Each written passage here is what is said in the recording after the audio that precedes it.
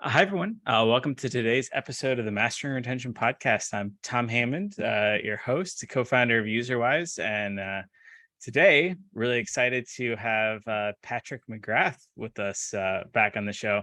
For those of you that have never heard Patrick speak, I recommend that you just scour the internet to find anything that he's spoke on, because they're pretty much all amazing and you're going to learn so much. So I'm extremely privileged to have Patrick on with us today. But Patrick, before we dive into stuff, I always like to ask, for people that aren't aware, what's your story? How'd you get into games? How'd you get into, where you are today? And then what are you up to?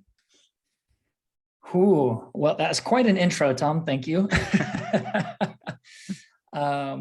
I would say that some of the videos are worth watching. So my path into games is, I don't know if there's a traditional path into games, certainly not when I got into it about 12, 13 years ago. Lifelong gamer for sure.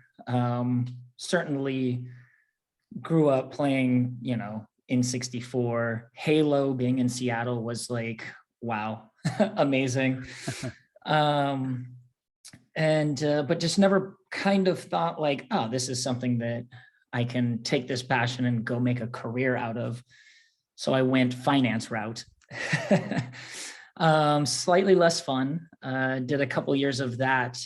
And there was the Western headquarters of NCSoft, which was this large Korean MMO company that was based in Seattle. And because of my finance background, they had reached out to me asking if I wanted to join their finance team, which was super exciting for a number of reasons. And this was my serendipitous intro into gaming. So right away, it was free to play games, which was, pretty damn new for Western market, but super interesting from just the consumer and just consumer psychology and just overall business model side. So this is what really propelled me into games and sticking around. Love it. And I don't know how much you can tell us about what you're up to currently, but yeah, what are you open to sharing? Only exciting things. No, I am in the process, I can say, starting my own studio, based in Berlin. I've been in Berlin the last 5 years, working on really cool titles, also helping companies set up new studios. And, most people would say, hey, the timing might not be the best, but for me, I think this is certainly something I'm passionate about and really excited, especially just looking at some of the areas within gaming. Mobile gaming, of course, is massive. Cross-platform is becoming more and more of, I wouldn't even necessarily call it a thing, almost a necessity at this point. It's Yeah. As mobile becomes this red ocean. And then, of course, new technologies. I know I might say the bad word of blockchain or crypto or Web3 or whatever, but I think fundamentally at a technological, take all the hype away, there's some cool things that could be done there. And so I guess without spilling the beans, slightly spilling the beans, starting a new studio. Love it. Love it. And this isn't your first foray into entrepreneurship. Tell us a little bit about your previous company Looped and how that kind of came about, what you guys kind of did there. Oh yeah. Looped was a very fun side project that turned into a full-time project that turned into another side. It had its ups and downs, but so something that always interested me was property investment, and had done a bit of that right out of school as the market well, the financial crisis was essentially caused by the housing market.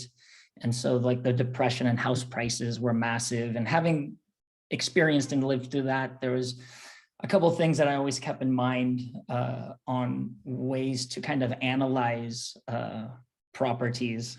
And yeah, like fun way to spend your free time, right? But it was just super interesting, even the way in which people choose a place to live in a city, why they do that. And while I was living in London, I had just moved to London, there was really a lack of, well, anything, software, company-wise, like just any help. Everything was just so fractured, just from an information standpoint, that it started out as kind of a side project of, hey, how could we start to consolidate a lot of this information, at least to the point in which the US has like Zillow or Trulia or Redfin, where what a novel idea. I can look at school ratings while I also look at housing. And then of course, this just turned into kind of a larger and larger idea of, well, what if we actually start to pull in government statistics? What if we start to pull in information from Google Places API, Foursquare, all these different aspects to like really put a fully contextual search. So it's not your average 2-bedroom, 100 square meters or 1,000 square feet, whatever you normally put in. But things that are important to you from a lifestyle standpoint. I have 2 kids, a dog. Hey, parks would be nice, good schools, or hey, I'm young 20-year-old moving to London. Where are the parties at? Where's the nightlife? Like what kind of entertainment stuff? And so from a consumer side, we were really looking at delivering just a wholly more contextual search, while also from an investment side, which was kind of more of a subscription model, was more or less finding indicators like that of what some of the larger property investment consultancies had done in New York, which was called a cafe index. It was, there's a delta between new cafes started in an area that some consultancy had found, and this was kind of like the indicator of the start of gentrification. And so if you got in early enough, you could see what massive appreciation in property prices. Very interesting.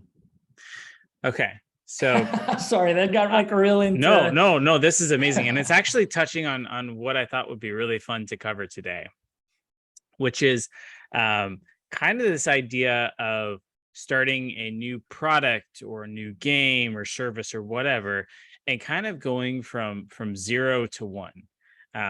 You know, how do you figure out what is that thing that is actually truly needed, and build and iterate that thing out until it's, you know, magical enough that people are willing to use it.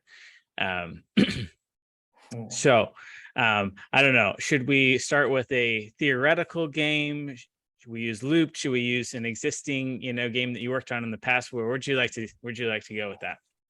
Cool. I feel like starting with a product that has seen the light of day might be a little like cheating. And then, you know, I mean, only because it's like certainly like biased depending on the market and the timing. And so I think maybe theoretical might be better, because at least it's like now, yeah, taking into like current factors. But I'm up for anything. Yeah. Well, I could actually share a story too about, you know, an idea that I had that failed for me to execute on it, but when Uber actually did it, it actually, you know, went through and worked out. So, but before we get to that, I'll save that for later. Wow, what a little enticement. Cliffhanger. Okay. So let's say you and I have started a new studio today. We've got all the legal stuff. We've assembled the perfect team. Um, what should our first step be, if we want to create a game that's going to last for, 10 plus years, you know, massively engaged audience, like, something that's truly going to be out there and have a big impact on the gaming world.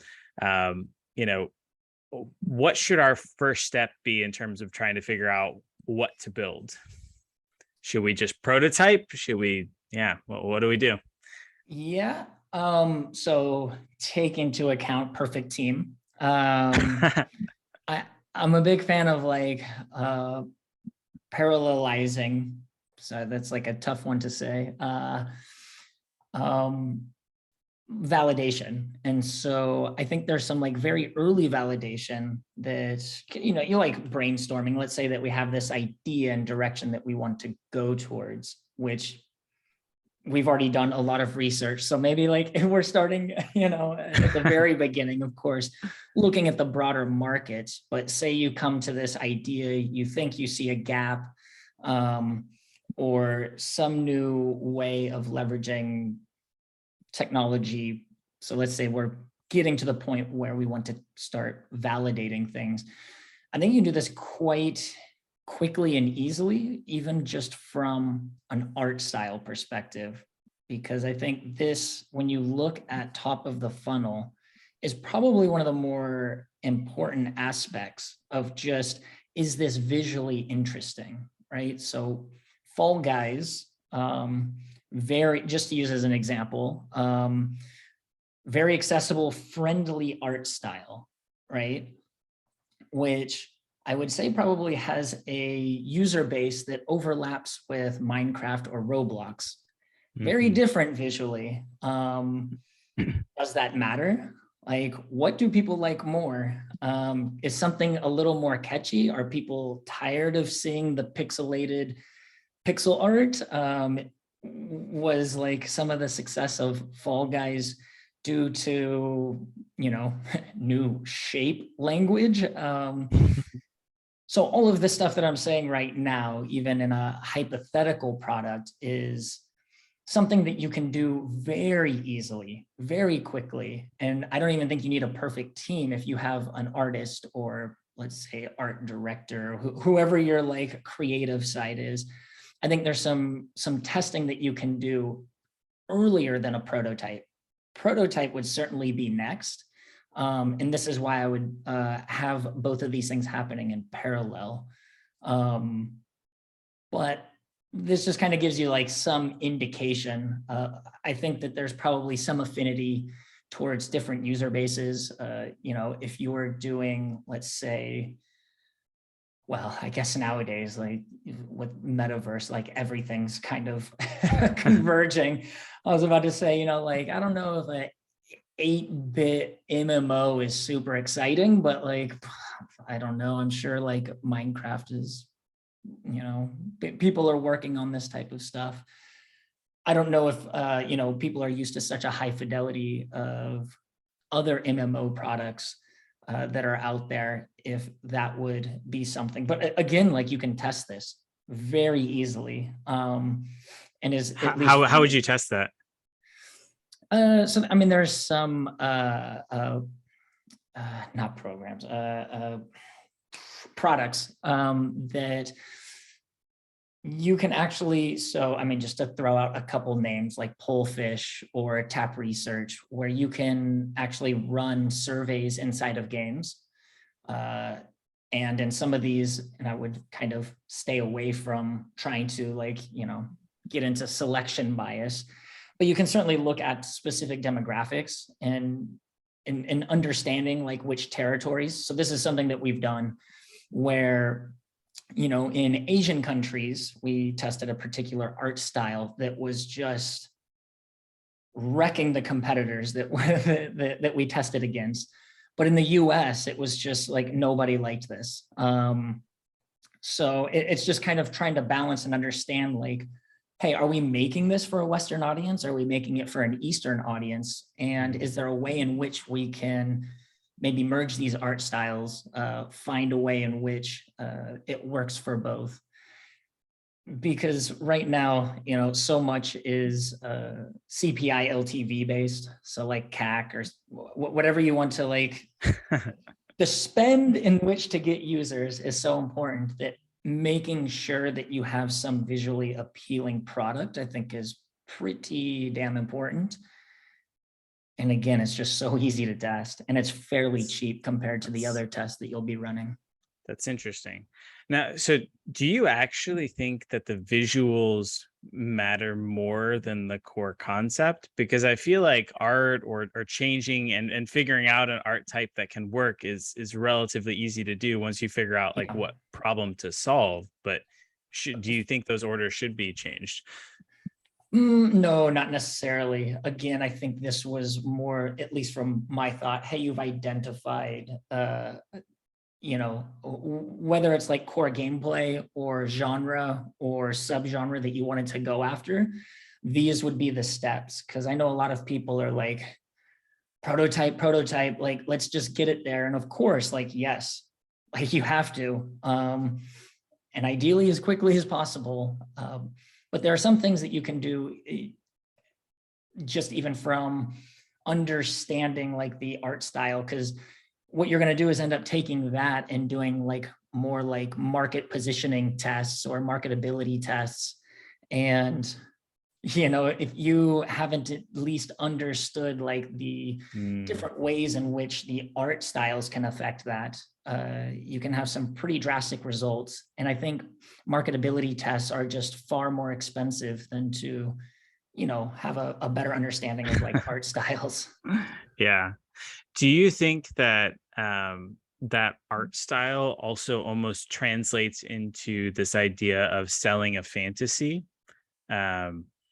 Where, some people have this like dream of being able to like ride and fly with dragons and stuff like that. And maybe they'll get that with the new World of Warcraft release. But like, does that art style kind of lend itself towards, testing a certain fantasy? Because obviously if you have an art style that is very zombie-ish, you've got a certain bucket there, and if you have wizards and castles and stuff, you have a different type of thing that you're going after there.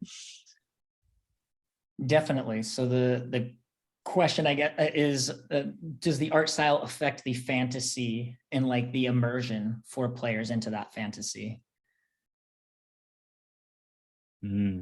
Yeah, I mean, I think there is some aspect of that. Although it's really tough. I mean, just from my experience, narrative can really change that aspect. So you don't need, to have the ability to have a open world 3D environment to get lost. I was product lead on June's Journey, which is heavily narrative, hidden object game. And people, like whenever we were running in-game surveys there, people would always, well, very often cite that they loved the immersion of June's World 1920s, right? It was something that is somewhat familiar, but not totally. And it allowed them to kind of drop into this soap opera-ish story.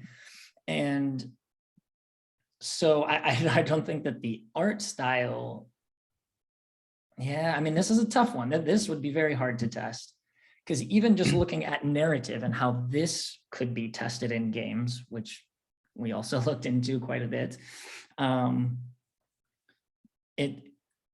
this is a tough one. Okay. Let me like reframe it slightly differently. Let's take a different approach. So let's take a look at Candy Crush in the early days. In its heyday, doing amazing, right? Doing so bad. Still not doing so bad.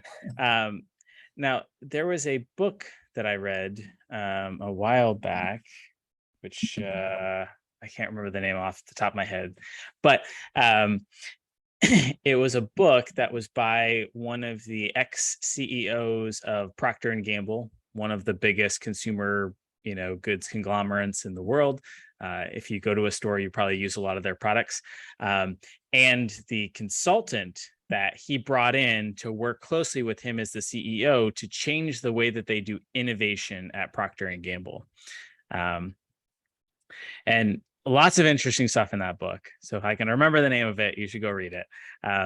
But at one point they were talking about, so I don't know how golfing is over in Europe, but in the US at least, it's pretty much male dominated by like maybe 10% of the male population that's aged, let's say like 25 to 50 or so. I could be very wrong about that, but just pretend I'm right. Most golf club companies, would focus in on the 10% of the golfers to try to figure out like, what do they need? How can they solve that or whatnot? But there was a company that came out in like the early 90s and they said, hey, why don't we look at the 90% of guys that don't play golf to try to understand why don't they play golf? And so they went out and they talked to a whole bunch of these guys that, all right, I'm not a golfer kind of a thing. And they asked, well, why don't you play golf? Turns out golf is kind of hard and they sucked at it and they didn't want to look like an idiot in front of their friends or colleagues or whoever they'd be golfing with. It was too hard to hit the ball. So what did this company do? They went and they created this new golf club that they called the Big Bertha. And it had like a really, really big head on it that made it quite a bit easier to hit the ball. And they ended up bringing a lot of guys that previously didn't play golf into the golfing world. What was interesting, though, is a lot of the existing golfers had the same problem that like golf is hard, but they didn't really realize that it could be fixed. They just thought that, oh, I just need to like practice and get better at golf or whatnot. But a whole bunch of them actually went and bought the Big Bertha Golf Club too. So it was kind of a massive success.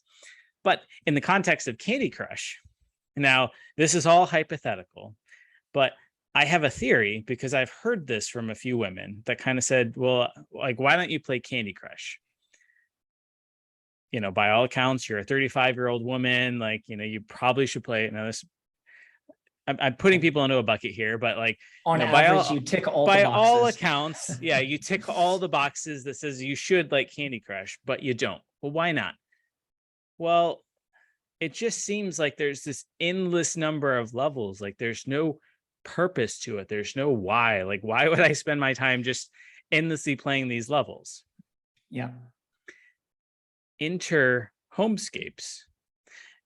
Homescapes or gardenscapes or wherever, they started to add more of a reason. Well, why do I play these endless levels? Well, so you can acquire stuff, so you can fix up your garden or your mansion or whatever and kind of like progress through it. And then maybe to a lesser extent of like, you could have interviewed people that by all accounts should have played homescapes, but didn't. Nobody just gets a random mansion. Like this doesn't make any sense here. But then you enter like Lily's Garden, and Lily's Garden adds this rich narrative and these characters, and it like connects you even deeper there. And so I can kind of potentially see this progression of like, where do those problems are. And again, now looking at Royal Match, well, Royal Match kind of took it at a slightly different approach, right?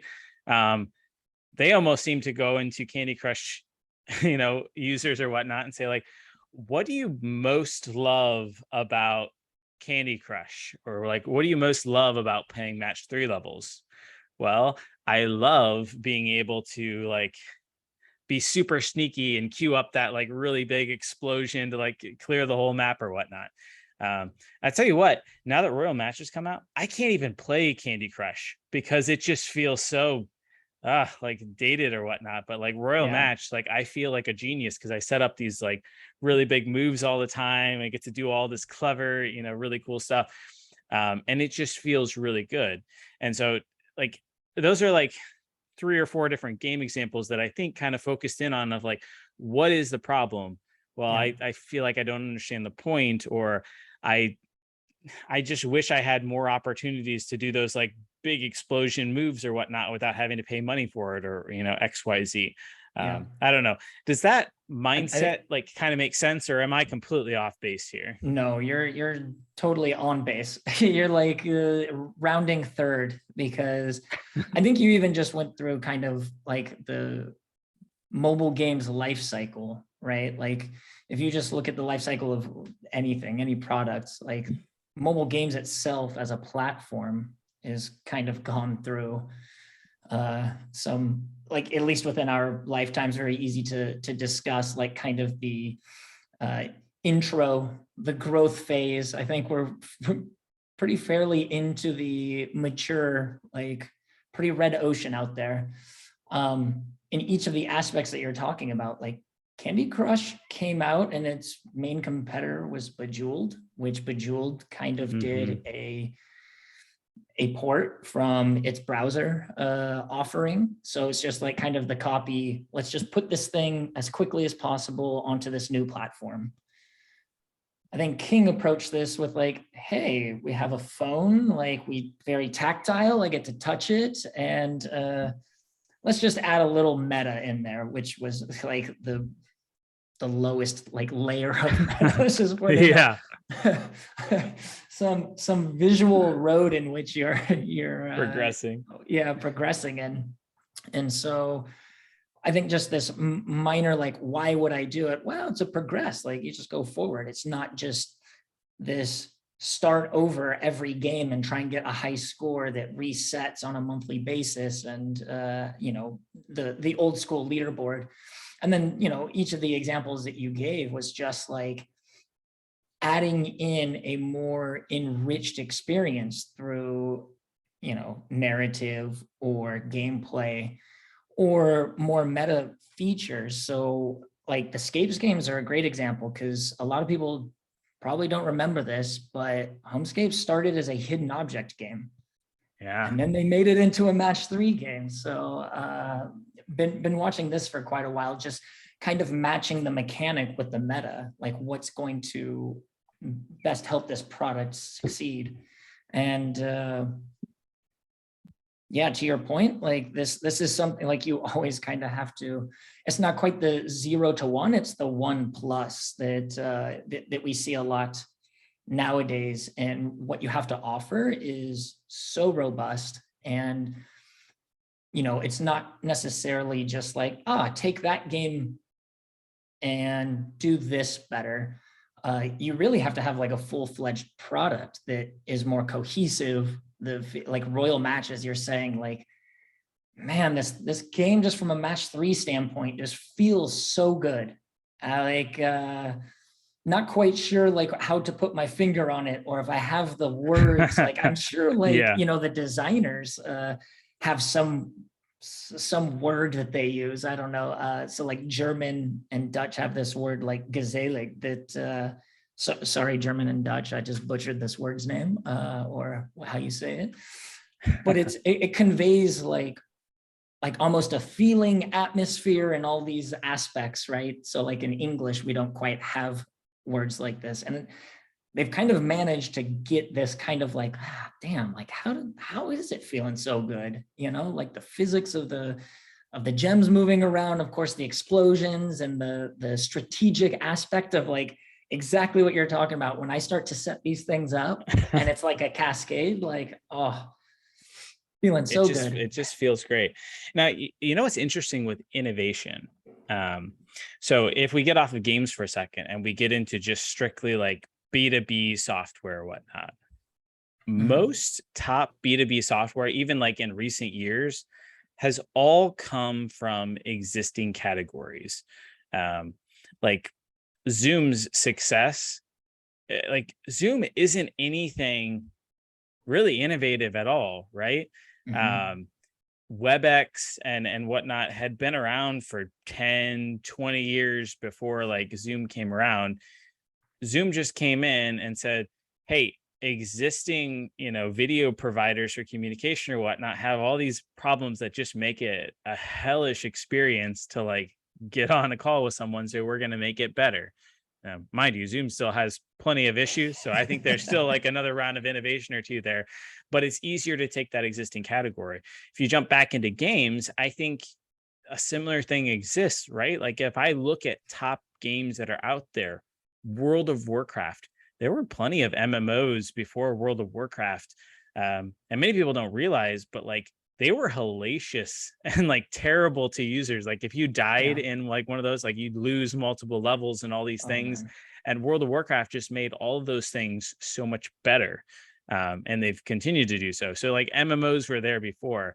Yeah. MOBAs, League of Legends, like it existed before. They just like differentiated, made it slightly better.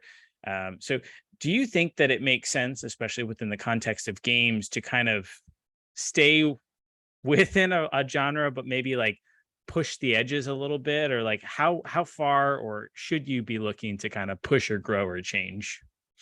Yeah, I think this kind of depends again on like the, platform life cycle. If you're like in a really mature state, so like League of Legends, great example, right? So Dota was out, hyper complicated. And yeah, like I played both, but like League was just like far more accessible.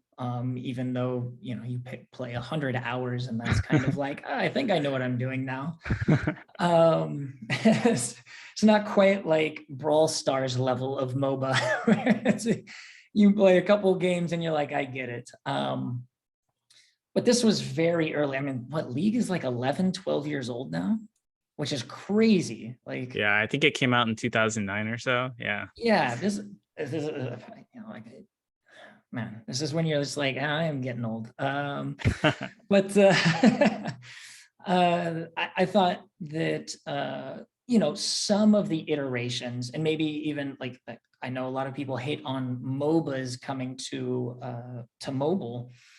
And yeah, they might not be as successful, or we might never see a success like League again.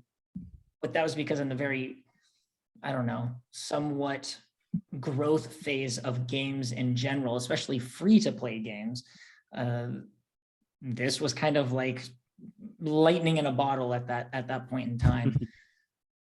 Would I say, hey, go kind of take League on? Well, I think Heroes of the Storm attempted that and didn't do so well. And there's a couple other games. Let's exclude China for a moment, and their walled garden, but everywhere else it's just pretty damn difficult. I think even Wild Rift, League's mobile offering, probably not living up to the success that it thought it could. But these minor iterations of something that exists. So like if you look at Valorant, I think this is another one of those great examples for FPS, third person shooter genre. Just let's call it shooter genres, because there is a lot of competition there that they were able to take and add a little sprinkle of Team Fortress, CSGO, and come up with something that, and Overwatch, of course, and kind of take a little pieces that made sense. I wouldn't call it like an innovation by any means, but I think to compete right now in the current state of the market, especially if you're on, mobile, browser, PC, like we're pretty like mature in a lot of these areas. And so you just need to have an offering that is either so drastically new, almost like how would you view early days of Supercell, where you're putting like two genres together and trying to mix things up. But of course, like with the consolidation that's happened in the market, just from a company standpoint, like this is some risky business.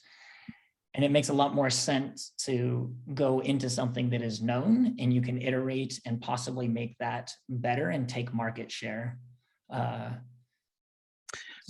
So I'm going to jump back to B2B SaaS for a second here. So historically in B2B SaaS, and I reference this because there are tons of books, and like it's a pretty defined category in terms of like, hey, if you want to get into this market, let's say you're selling, I don't know, a CRM or something like that. You'll make that. You have to go and talk to, let's say, Ford, and Apple and I don't know, some other, top brand or something, and try to figure out like, okay, what is your biggest problem that you're actively trying to solve related to your current CRM solution?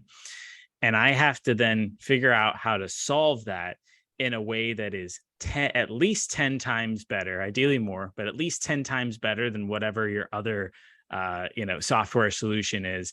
And it has to be more than 10 times, because if it's only like 1 or 2 times better or whatnot, then generally the pain of switching solutions like doesn't make sense. Like, you know, I haven't really seen a MOBA that has come out that is 10 times better than League of Legends. And so the pain of having to learn all these new champions and all these new idols and all, like, it's just not really worth it. I think that's why we see Call of Duty, sticking around for so long, and Fortnite, whatnot. It's like, I think Fortnite did a good job of coming in and breaking into something that it made the building aspect, which is very interesting.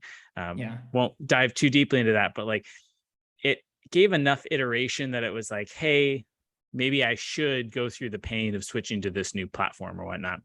But I get to that question, or to get to a question, I should say. Do you think in games you have to have that same sort of 10x better for a deep problem that users have to get them to kind of go through the pain of switching to something new? Or does that not exist because, our games are free to play, and it's, far less painful for a company to switch than it is for just like a user to download and try something out? I would certainly say it depends on the genre and how long the user has retained. Like, I know a lot of people that are playing some games purely out of habit. And it's just really something for them to turn off their mind, because the muscle memory is there, like as far as hierarchy of learning, like they do this in their sleep. I think using League as an example is perfect. I think this is also an aspect, like going back to early days of my career at NCSoft, and reading up on every WoW killer that was coming out, seemingly every quarter. And within the industry, they started kind of tracking user patterns. And with every new release of the next WoW killer, it was roughly 30 to 60 days later, the increase in active users on World of Warcraft would spike. So it is kind of like, they try out the new thing and it's like, I miss WoW, like this is where I know it feels comfortable. But these are very large games. I think, gacha games are a little different. They scratch a different itch, and some people will jump right into the next one and possibly leave the last one, especially if you have power scaling issues. I think it's very easy to leave some of these kind of power inflationary games, because actually after a while you start to notice some of the cracks in the product itself, and it's easy to move because there's so many new ones. So I think genre to genre, it really depends. And then of course, depending on the quality of the product, League, it changes every couple weeks, like, because they update with patches, and they're always keeping like a little freshness to the game, but you can skip like a couple patches and come back and not have to relearn stuff. It's just, different power spikes at different points in the game for different characters or items, which is easy to learn if you've played it before. So I think this, this would be a great example of something that is able to kind of remind users, and you need something 10x better. But with a lot of games, and users are fairly fickle. I think maybe 5x would get users to jump. Yeah. But it has to be better. It has to be a new experience. It has to be something that obviously has quality. So this is, two times better, whatever the scale is looking like. I don't think that this is technically enough.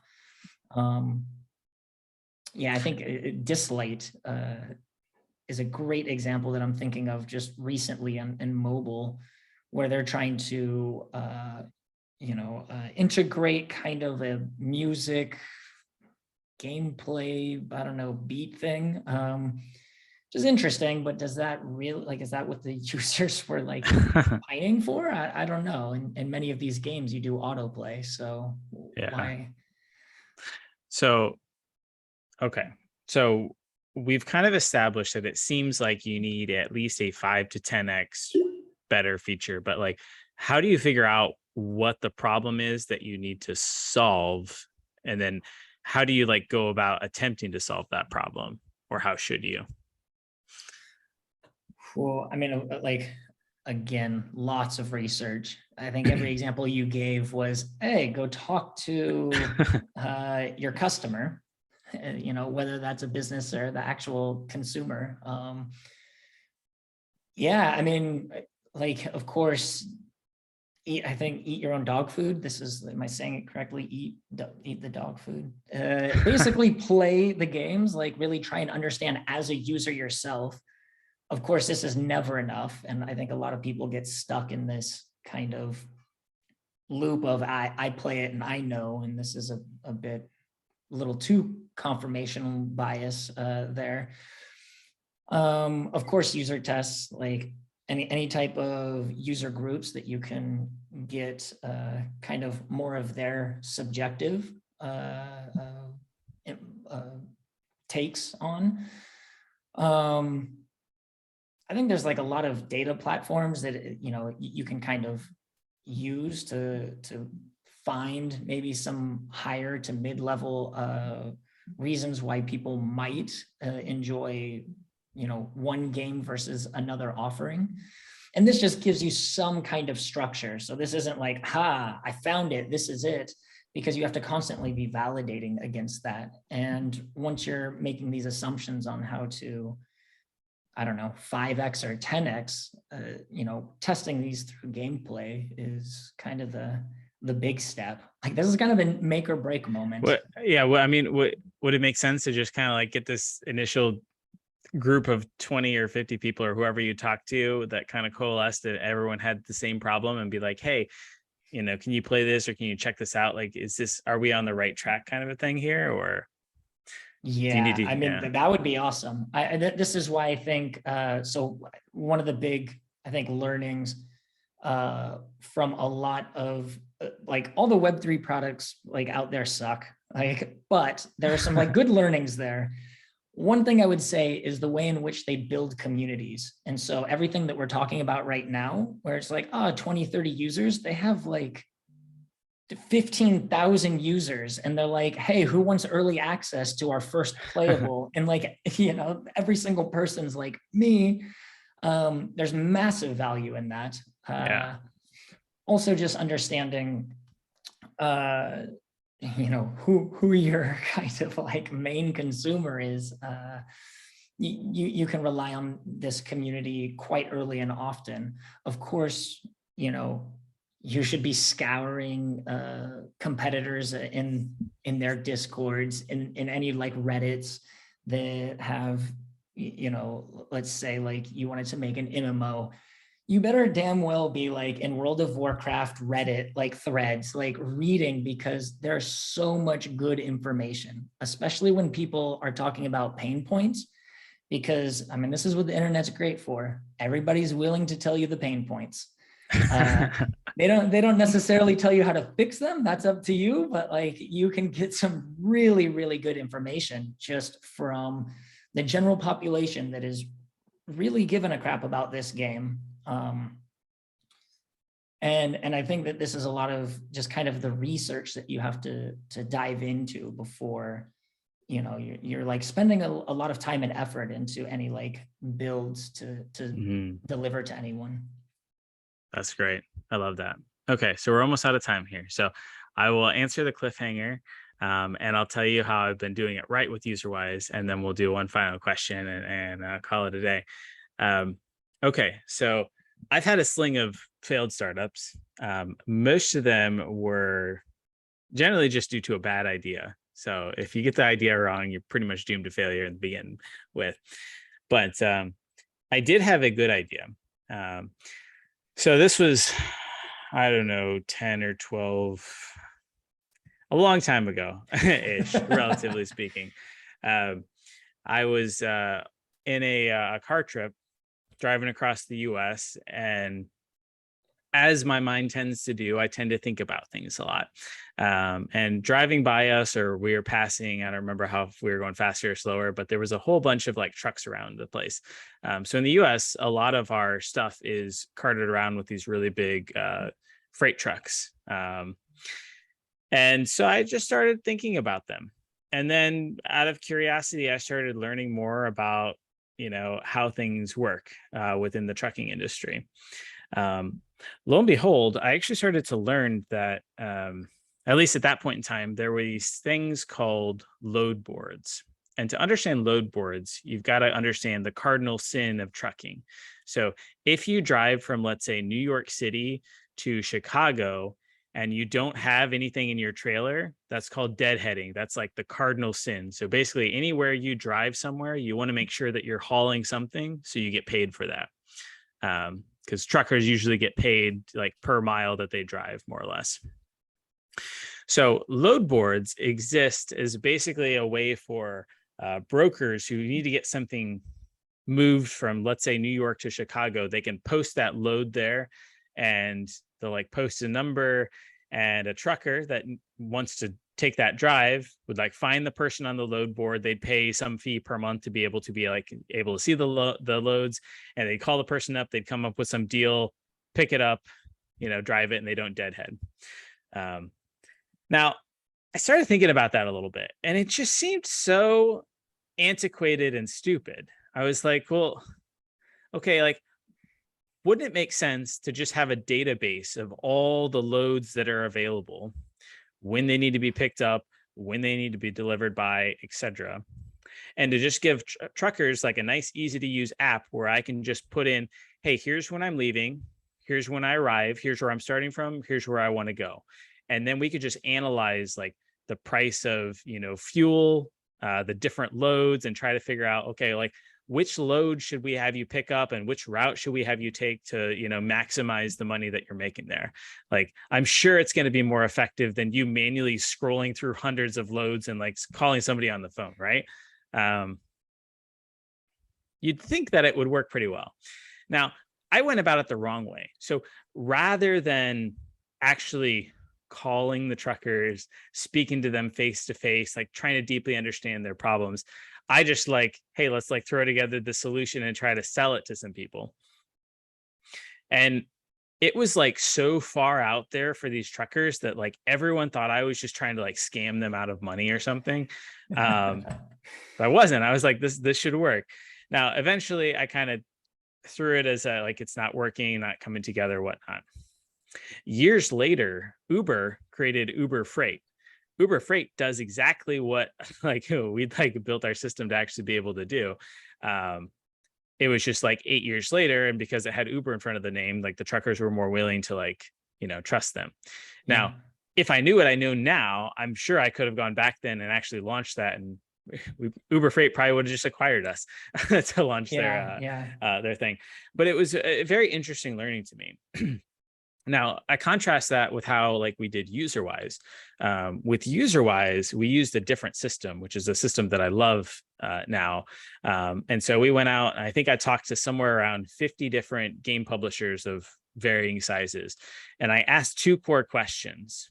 And initially when I sent them up, I was like, hey, I'm not selling you anything. I haven't even built anything. Like, I just want to understand, like, what are the problems in your day-to-day life so that I could maybe fix those and make those better? Like, could you just like give me a few minutes of time?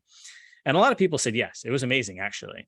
So I set up these meetings, and the first question that I asked was, what are 2 to 3 problems related to running your games that you're trying to solve in the next 12 months? Like, what is urgent enough and important enough that like you're actually trying to solve it? So if you're talking to players, like, they could have problems, but if it's a small enough problem that they're not really trying to solve it in any way, solving it probably doesn't really matter. The second question that I asked is, if I had a magic wand and I could give you anything related to like running your games. Now, that running your games would be X. So, whatever you fill in the blank there, what would you want most? And that basically like forces you to really think about like, of all the things that I could have, of all the things that bother me or whatever, what would that one thing be? And having a couple conversations, you probably won't notice much, but after 5 or 10 or 20 or 50, you're going to start to notice common threads. So with Userwise, we kept hearing over and over and over and over again that live ops is really hard. The bigger your game gets, the more complexity you have to add in. A/B testing is hard. Segmentation is hard. All these things just kept coming up over and over again. Finally, we realized that, hey, games as a service is here to stay. And there's no actual platform for being able to do this. It's like game engines before Unity and Unreal. Like the cost of doing business was you build your own game engine and you build a game on top of it. We saw game studios doing the same thing with like game operations platforms, like because they had to build something in-house, and pretty much all those in-house solutions just sucked. So we're like, okay, well, let's focus in on that and provide value there. So I think you can take that same sort of approach, the same two questions, honestly, and apply them to whatever you're trying to build. Like, what is that problem? And what is that trend that lots of people are experiencing? Because if lots of people are experiencing this trend, there's a good chance that if we can figure out how to solve that thing, then we can solve it. Now, of course, it still took us like 3 years of iteration and changing an MVP before we like still hit that product market fit, but we at least knew what the problem was for us to like really focus in on. So that's my bet. That's awesome. Although I have a question from your trucker days. Do you think, I mean, because you mentioned, okay, Uber had the name Uber Freight. Like I can trust Uber. Tom Hammond Freight wasn't taking off. So do you think it came down to trusting the product? And this was like the failure of like just not being able to sign, I don't know, I don't even know what they're called, some group of truck association, or, you didn't go to, I don't know, Peterbilt, or I don't know the truck. I don't know, like. So honestly, I think my biggest problem from back then is I went too low. I should have gone and picked the top 20 trucking companies in the US, and I should have targeted their very top execs who would have deeply understood the issue and the value that we brought from a high level, versus I was trying to talk to low level like truckers who were like using the load boards themselves. And so I think had I gone higher, we would have been able to better explain the product and probably would have, turned it into something.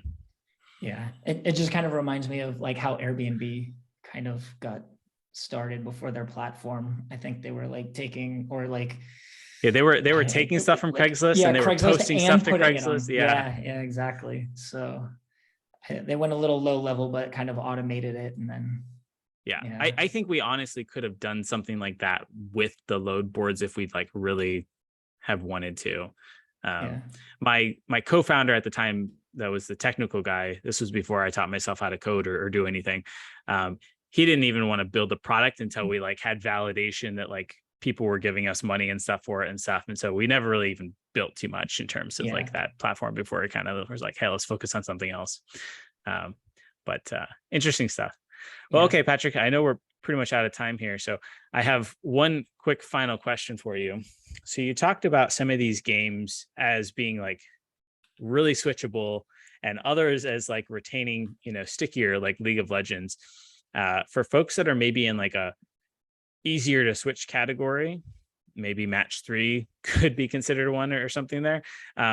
What sort of tips would you have for encouraging the stickiness of your product? Like, how do you keep those players happy and around for the long term versus just having them switch to the next gotcha? Yeah, I think one of the bigger factors that I see is people see meta as the retention getter. And so they're so quick to copy and paste, right? Oh my God, they have, I don't know, feature X and feature Y, like we must get that like as quickly as possible, without truly understanding what factors are in the game that can be leveraged to try and hit the behaviors that that feature is meant to be hitting. And at least from a cognitive standpoint, like we're after certain things. Like, man, I want that dopamine hit. I want only so many things from a short session versus something I'm building up over a week. I'm building up to get this thing over a month, and making sure that you have, kind of very integrated and tight connection between these things is, I think, where, again, like if you already have like pretty decent D1, if you don't, like red alert, like everything's a problem.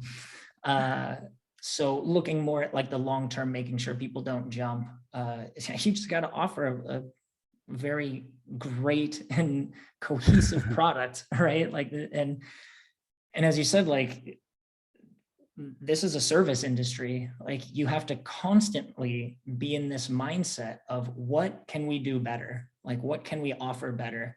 I think there's a lot of larger companies or teams that somewhat get complacent, and this is where you kind of see a shakeup of a genre or a subgenre or game. Just depends. So just kind of having that like desire of investigating, problem solving, and it's hard to keep this. You work on a product, you ship it, it's live, and year 2 and year 3 and year 4, you're like, okay, maybe enough, but like really trying to keep fresh eyes on that and pushing for a better product, I think really starts with just understanding what kind of motivators your users want, understanding the behavior, and then giving them features that this makes sense for, and that makes sense for your game. And so this should help. Sorry if there's a little basic, but like, man, I see games messing up on this all the time. It's almost like, instead of just trying to copy all those meta features, like maybe you spend a couple days a week just working on quality of life stuff for your users to make it a better gameplay experience. Yeah. I think some people just get so used to having played their game, they stop. And this is when you see the drop off of quality of life features making the roadmap. Love it. Well, Patrick, thank you so much for joining us today. Thanks for having me, Tom. Always great to chat with you. All right. We'll talk soon.